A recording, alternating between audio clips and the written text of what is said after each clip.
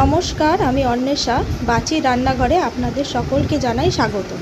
আজকে আমি বানাবো মাছের পুরভরা কচুরি। তার জন্য যা যা উপকরণ লাগবে সেগুলো আমি এক এক করে এবার দেখে নেব।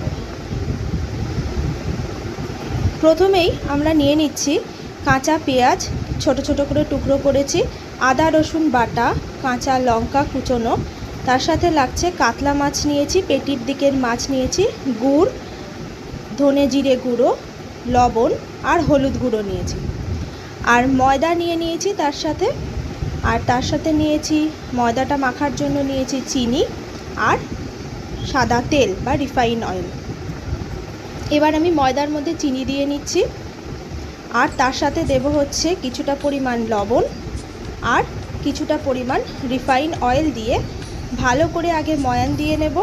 তারপরে আমি অল্প অল্প করে জল দিয়ে ময়দাটাকে মেখে নেব।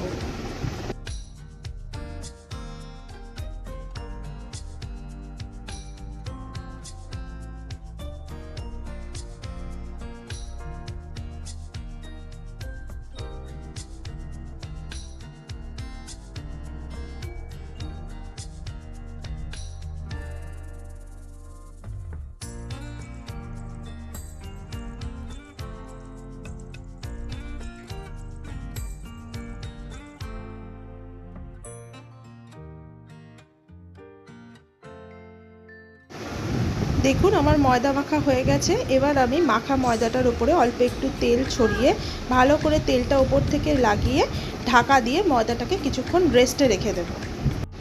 ময়দাটা ঢাকা দিয়ে রেস্টে রাখার পরে আমি কড়াইতে তেল গরম করে নুন হলুদ মাখানো কাতলা মাছের পিসগুলোকে এক এক করে এবার আমি কড়া করে ভেজে নেব।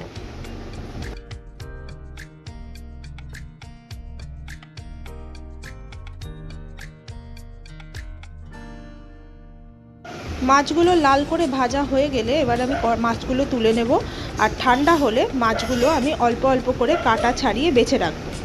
তার মধ্যে আমি কড়াইতে বেঁচে থাকা তেলের মধ্যে আমি পেঁয়াজ কুচোনো দিয়ে ভালো করে লাল লাল করে ভেজে নেব।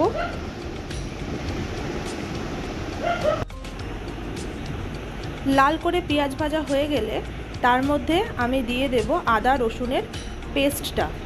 সেটা দিয়ে ভালো করে বাটা হয়ে গেলে আমি তার মধ্যে দিয়ে দেব বেছে রাখা মাছ আর বাদবাকি যে পুরো মশলা ছিল সমস্তটা দিয়ে এবার আমি ভালো করে এই পুরটাকে কষাতে থাকব।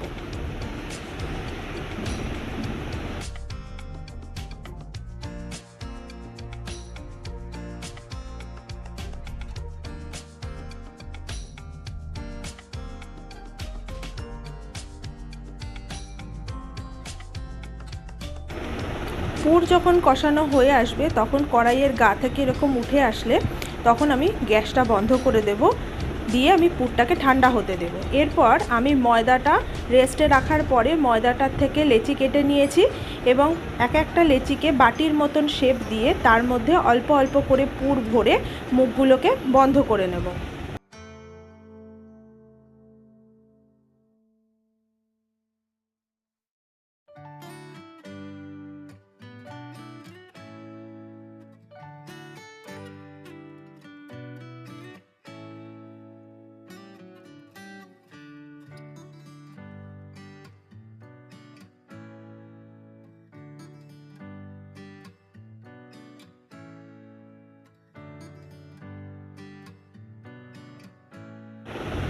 এভাবে প্রতিটা লেচি আমার গড়া হয়ে গেছে পুর ভরে। এবার আমি এক একটা করে লেচি আমি বেলে নেব।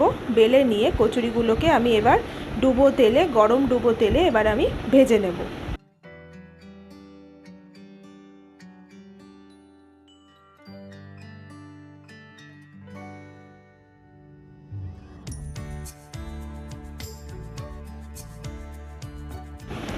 কচুরিগুলোকে এভাবে চেপে চেপে একটুখানি ফুলিয়ে নিয়ে লাল লাল করে দুটো পিঠ ভেজে এবার তুলে নিতে হবে, আর প্রতিটা কচুরি এভাবেই ভেজে নিতে হবে। সবগুলো কচুরি ভেজে এভাবে আমরা তুলে রাখবো।